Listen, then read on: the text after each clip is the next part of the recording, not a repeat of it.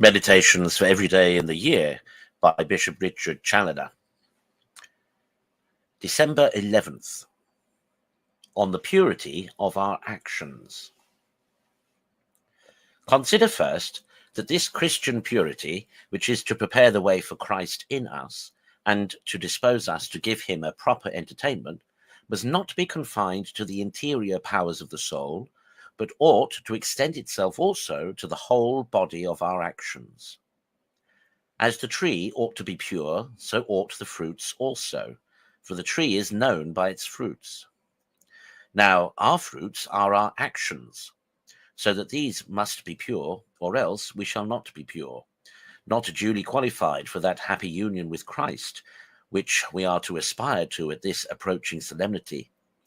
For that which is impure cannot be in proper condition to be united with the sovereign purity. Now, for our actions to be pure, it is not enough that what we do be good in itself. It must also be good in all its circumstances, for any one vicious circumstance is enough to corrupt the whole. But that on which the purity of our actions principally depends is the purity of our intention, according to that of the Gospel, Matthew 6:22-23.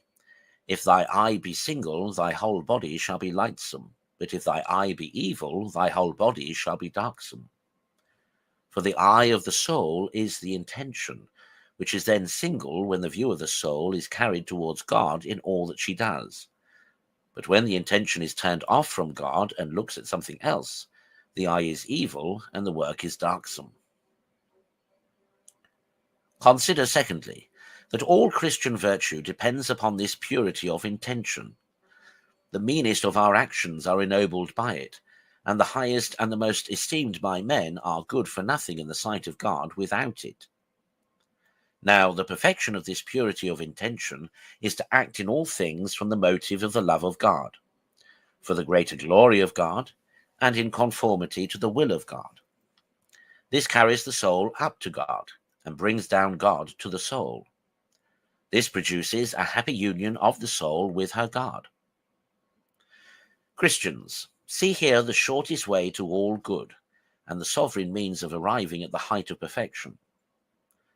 The practice of this requires, firstly, that you shall begin all your days and all your works with God by offering them all up to him and to his service. Secondly, that you should consult his divine will in all things and make it the rule of all you do. Thirdly, that you should watch over yourselves both in the beginning and in the progress of every work you take in hand, that you may exclude all by motives suggested by your self-love, human respect, interest, pleasure, or passion. 4, that you should often renew the directing of your attention to God, and should endeavor to season all your ordinary actions and employments with frequent aspirations or breathings of the soul towards him. Consider, thirdly, that the two capital enemies of purity of intention, those which spiritual persons in particular have most occasion to guard against, are vainglory and pride. The difference between the two is that vainglory consists in loving and desiring to be esteemed by others, whereas pride consists in a vain esteem of oneself. Vainglory makes persons ever turn their eyes upon what others may say or think of their words or actions. It makes them perfect idolaters of a point of honor, of the esteem, reputation, and approbation of the world.